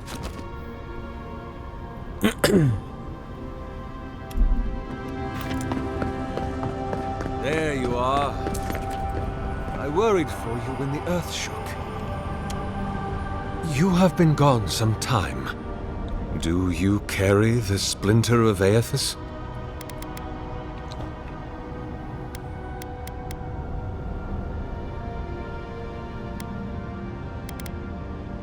I found the bodies of the expedition team in your workshop. Did you kill them? I did not expect you to be so thorough in your explorations. Nevertheless, I am impressed. As to whether I killed them, well, that is a matter of semantics. Does death occur the moment the heart ceases beating, or when the soul is broken upon the wheel? In one sense, then they are quite dead. In another, they remain very much alive. In either case, they have entered a state of change, and the impetus was mine.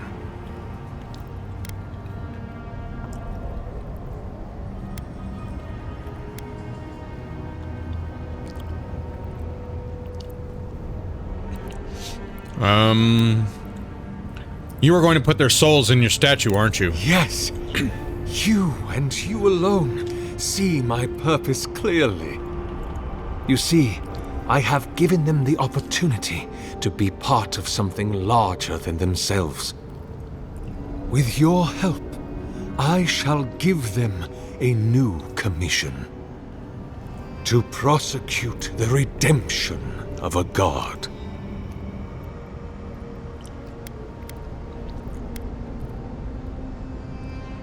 How do you expect to redeem Aethys? Do you carry the relic I asked you to collect?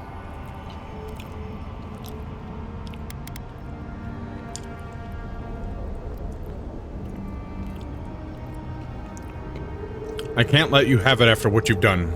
If it must come to this, so be it. Here we go!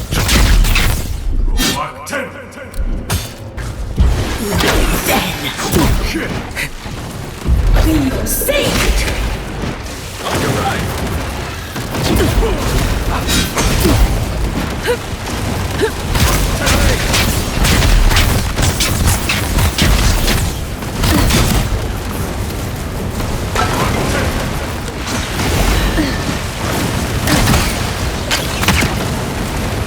I guess that's justice. Why couldn't he have just stuck to sculpture? Hear us.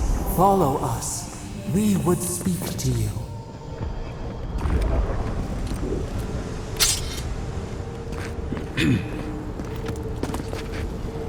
Speak to the voice. Where? Oh, yeah. The girl, yes. We sense weight on you. Essence. Yes, we know this melody.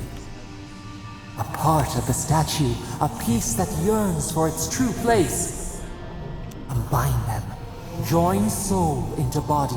Let it sing for us.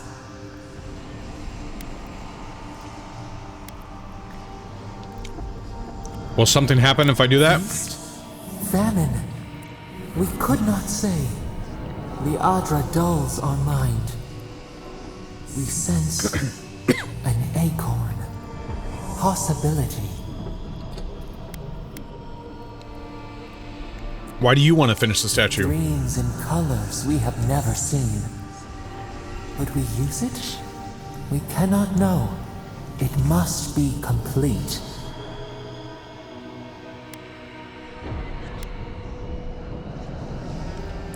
Alright, I'll put the relic in the statue. What will bloom? We await. Hey, envoy. Back with us? Yep. Between tensions in the city and threats outside, the militia's in over their heads.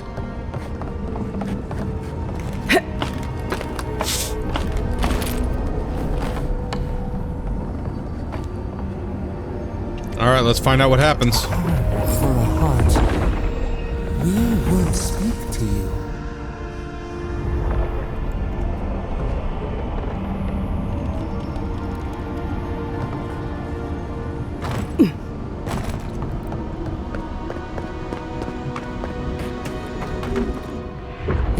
speaks. A host. Form-given life. One day when we are free, we could return here, dwell in this body, feel the earth again. But it is a sprout, fragile. It must sleep here undisturbed. A secret you could keep. Tell us, will you give us this gift? If I let you have it, what will you do with it? I'm not sure. Could we touch the world? Walk in the ocean? Sift our fingers through sand? How will you claim it? A shard of Adra tethers it to us. Yet it is weak. A quagmire of essence occludes its veins. If we had time to tend it, perhaps we could find a way. I don't even know what you are. Why should I trust you? This prison holds us, silences us. The years fade like leaves. We have no memory of summer, warm fire, soothing rain. We could walk gently in this body, tend, grow, learn anew. But we must claim it.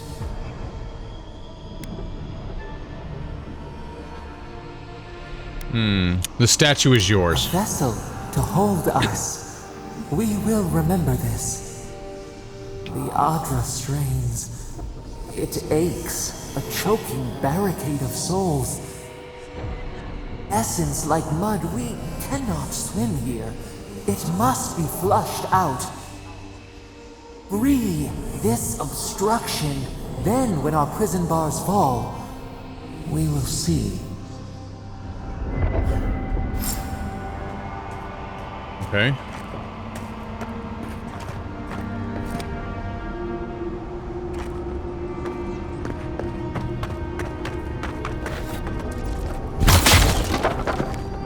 Oh, hello. Worth and Roth! Thoughtless.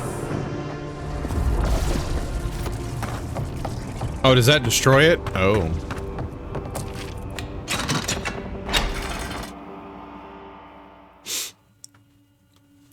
Is this gonna end the game because I just let this giant go?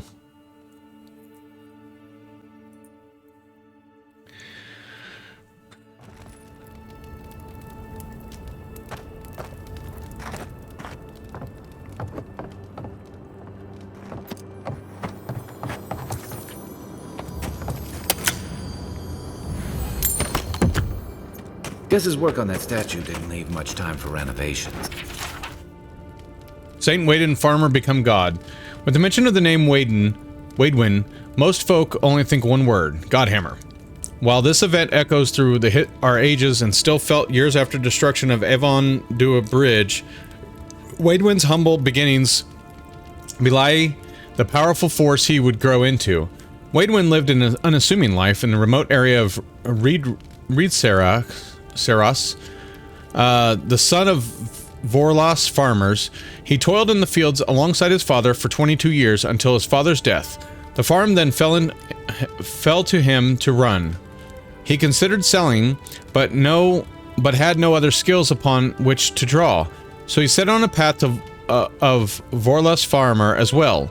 Nothing of note was recorded in Wadwin's life until 4 years after his father's death. One day, while working the fields, Wadwin's life was irrevocably changed. In his words, night was falling, the fingers of dusk already gripping the sky. The sun had dipped behind the world's edge, and the stars peeking from beyond the shroud. The day was still, and darkness had blanketed into the field. I placed my last harvest of the day in the collection pile, when from behind me arose a brilliant light. I turned, fear in my breast, knowing not what could have caused such intense radiance. Behind me stood a blazing fire, a figure, representing resplendent in glory. Its white flesh glowed with luminescent radiance, its head and a blinding ball of light. brighter than the highest sun of mid-year. I averted my gaze, afraid I would be struck down for daring to gaze upon such a creature. A sudden peace washed over me, sweeping away my fear, leaving my troubled soul tranquil, a loving warmth wrapped in the arms around me. A voice spoke to me as I stood, transfixed, trying to both see this glorious being and avoid its dazzling scrutiny. Fear not, it said to me, for you are chosen above all others. You will be the light to bring about the rebirth of an empire. It then held out its hand and bestowed upon me a vision of power, such that I could scarcely contain it. Waidwin, devilishly disheveled and dirty, stumbled into his own village the next morning, telling all who would listen about the miracle that happened to him in his fields. Aothis himself, he claimed, had appeared to him. He was to punish the Adrian government for leading his people into ruin. A way would be provided for and those faithful who helped would be blessed with the divinity manifested.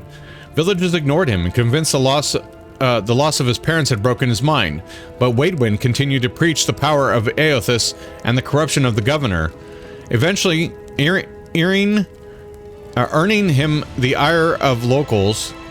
His confrontations with the villagers hit a turning point one day in mid-autumn. A crowd had gathered around, Waidwin jeering him and telling him to leave the village. The Vorlos crop that season was particularly light, and the village blamed Waidwin, saying he had angered the gods, particularly Aothis, with his blasphemy. They backed him into one of the withered fields, yelling at him to go. Accounts on the inciting action are hazy. Some say a stone was thrown, others say he was pushed, others say he simply just tripped over a dry root sticking out from the ground. Regardless of the cause, Waidwin landed face down on the ground, and villagers standing over him laughing. Enough! A voice, not Waidwin's, boomed across the field. Waidwin looked up at the crowd, his eyes glowing with a blinding white light. He stood, but did not stand.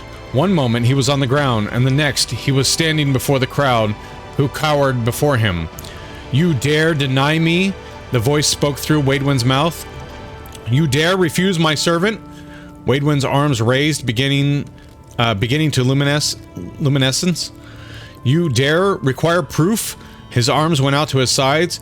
Never ask again, lest you be burned in the light of a new dawn. There was a flash of light from Waidwin's eyes and hands, and the entire field sprang to life.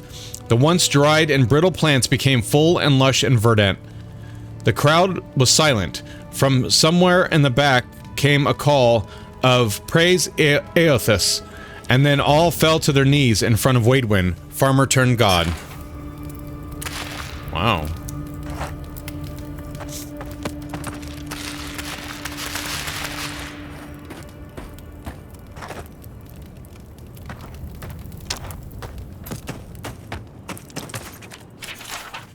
Incomplete lecture. How do I live if there is no consolation? When he left the world, I was emptied of divinity. I am a slave now to desire for it. I am unmoored from the space and time. I am a body persisting until it's gone. Nothing is what he wanted me to become.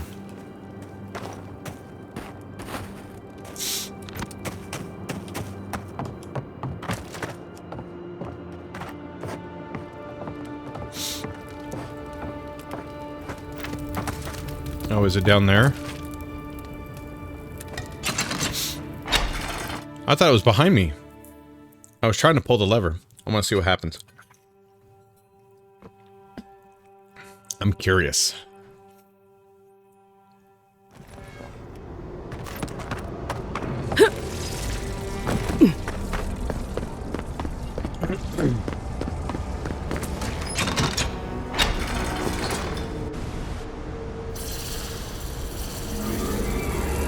There goes the essence.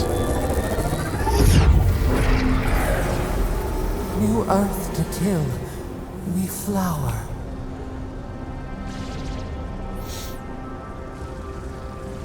We rest now. We must consider this.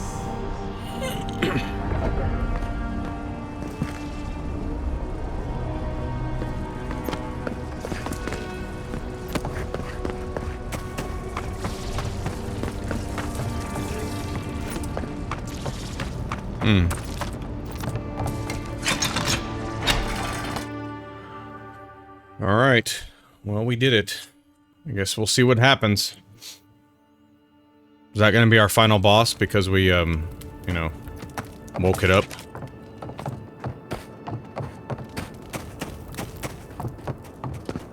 Never thought I'd be so relieved to see Parodies. Right?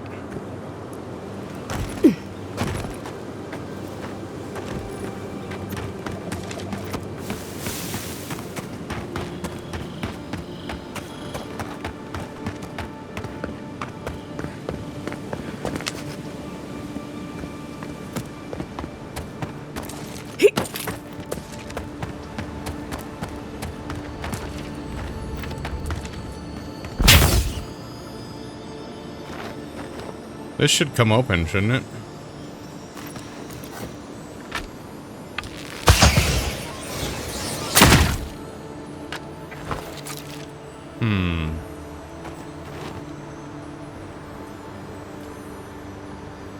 I think worth and wrath!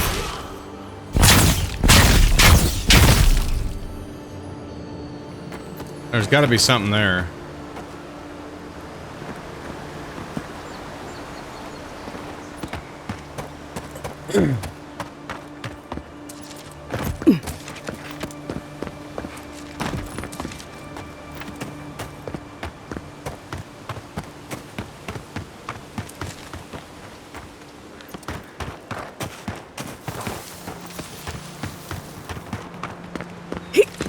Another godless ruin.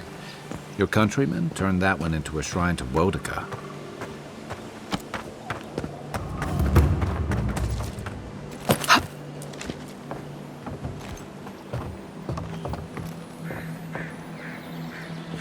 Well met. Feel free to partake of Wodika's favor.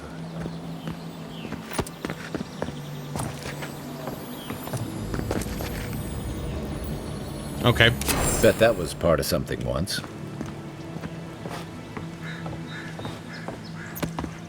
They're not even going to stop me? I just stole the thing that they were all hovering over.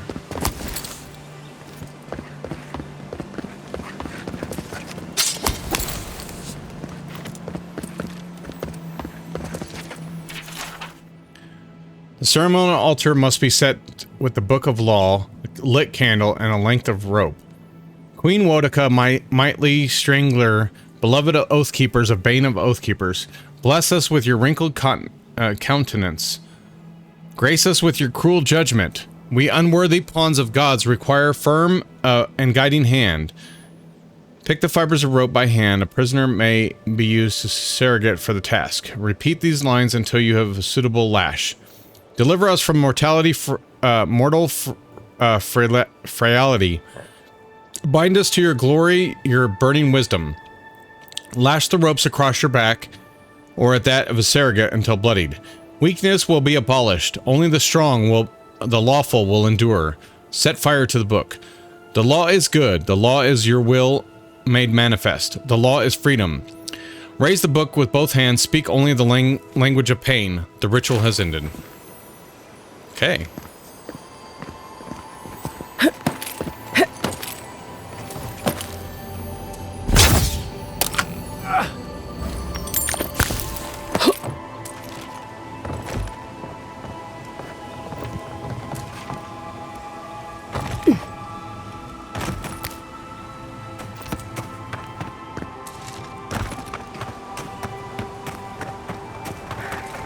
What's up, big man?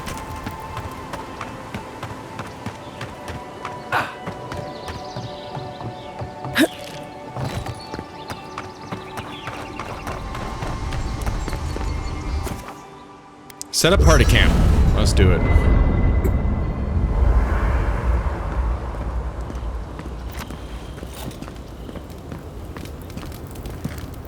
Nothing like a campfire and a good sea breeze, is there? I got questions for you. Should I break out the booze? Let's talk about Dawn What do you Shore. want to know? Oh, that's all. Okay, never mind. Night, envoy. I thought we had I'll to be talk honest. more about... oh yeah, we don't have the binding copper still. We have the light of day now. That's one-handed me. These are all unique, aren't they? Yep. Honest, after seeing your murder, it's still strange to see you walking around like it never happened. I'll get used to it. I'm glad you're okay. Good. I'm glad I'm okay too. Okay, so the light of day. And the unflinching duty. That's a unique. And the sheath in summer. Okay, we can't upgrade that. We need one more thing.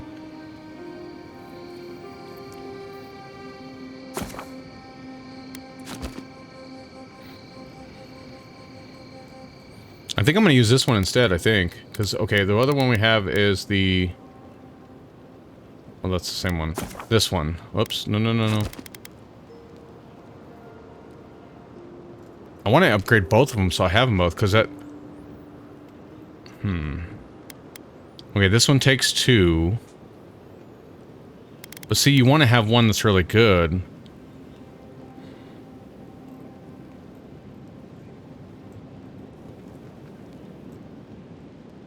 Okay, this one might be better, though. Now let's upgrade that one.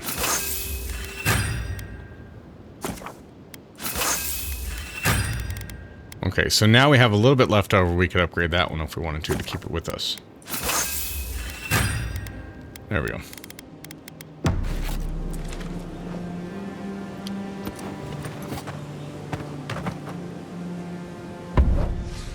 Access outfits. Oh, we don't have any more outfits. You feeling okay?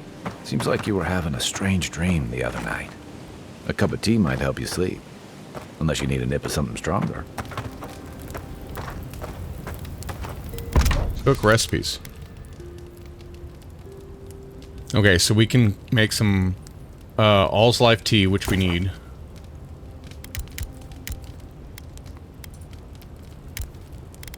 And then we have one of those.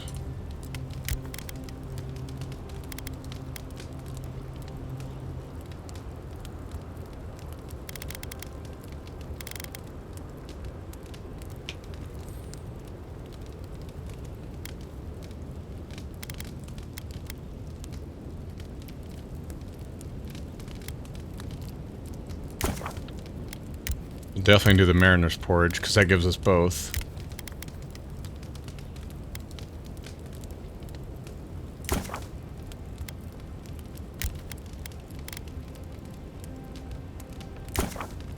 Alright, let's do those.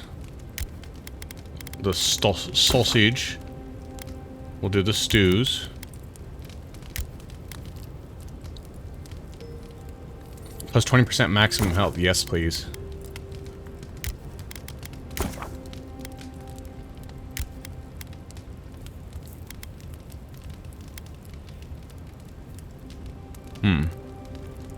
Alright, so how about the porridge?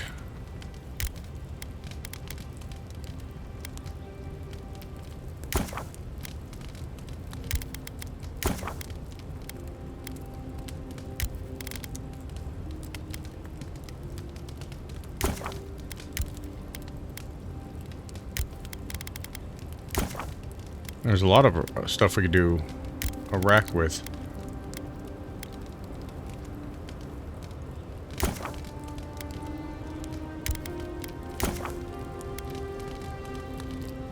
Oh, it gives us more peppers. We had a bunch of peppers. Okay, then we can have another stew.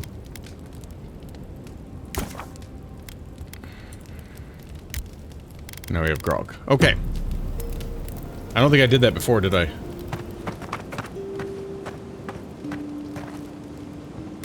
Yeah, and we can't enchant because we're missing the copper.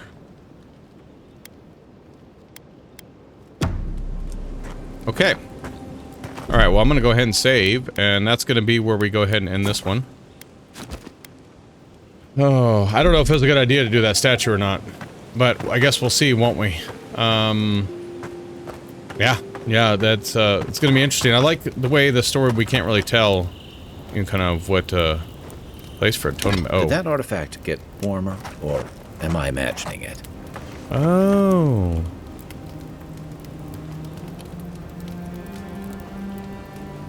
Requires 6 fragments.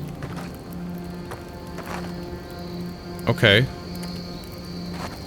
Ah. Whoops. So I wonder what that does. I don't know. Okay, I better save now, though. Because since I just placed that. Alright, well that's going to be it for now. I hope you all enjoyed, and I will see you next time for some more Avowed. And then I am working on a second game to be playing too, so something I might stream a little bit or something like that. So I will see you next time. And as always, love you all, game on, and geek out.